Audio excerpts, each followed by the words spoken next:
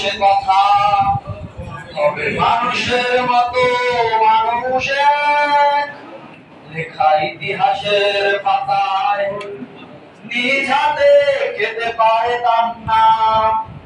বাবা বলতো ও খোকা যখন আমি থাকবো না কি করবি রে বোকা, এত রক্তের সাথে রক্তের টান স্বার্থের অনেক ঊর্ধ্বে হঠাৎ অজানা ঝড়ে কোথায় ওর মাথায় আকাশ ভেঙে পড়লো। বাবা কতদিন দেখি না তোমায়, কেউ বলে না তোমার মতো কোথায় কোথাও রে বুকে আয়।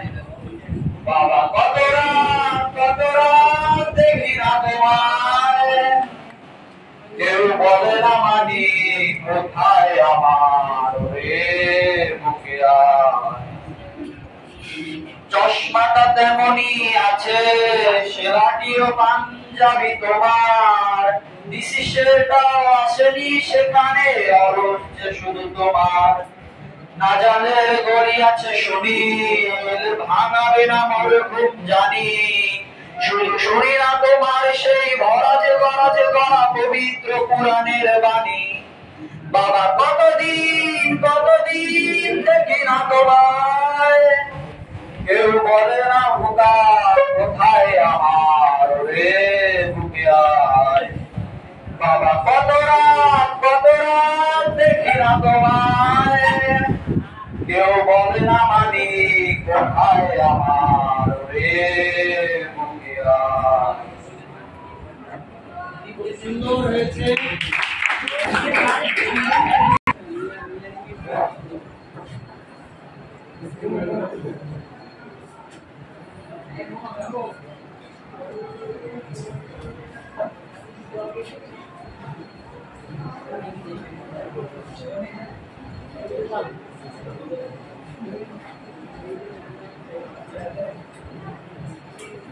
আগে কি সুন্দর দিন কাটাইতাম আমরা, আগে কি সুন্দর দিন কাটাইতাম, আগে কি সুন্দর দিন কাটাইতাম আমরা, আগে কি সুন্দর দিন কাটাইতাম।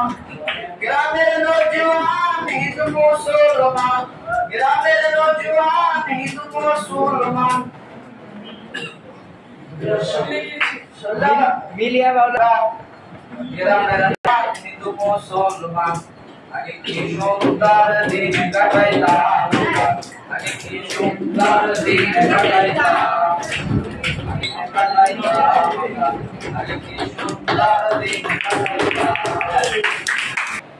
অনেক লিটার আমি কিন্তু আগেই বলছি যে আমাদের লেখাপড়া করার উদ্দেশ্যটা কোনটা, আমরা কিন্তু ভালো মানুষ হওয়া, ভালো চরিত্র অর্জন করা। লেখাপড়ার উদ্দেশ্য এমন কিছু না যে আমরা ভালো চরিত্র অর্জন করতে পারবো না। ভালো ছেলেরা কিন্তু যাদের আচার ব্যবহার ভালো তারাই কিন্তু ভালো ছাত্র। একটা ভালো ছাত্র যখন মনে করো ছাত্র দুর্বল যদি তার আচার ব্যবহার ভালো থাকে সে কিন্তু অনেকগুলো সাইড করতে পারবে। আর ছাত্র যতই ভালো ছাত্র যদি তার আচার ব্যবহার ভালো না থাকে তাহলে কিন্তু কেউ সাইন করতে পারবে না। এটা কিন্তু মনে রাখো।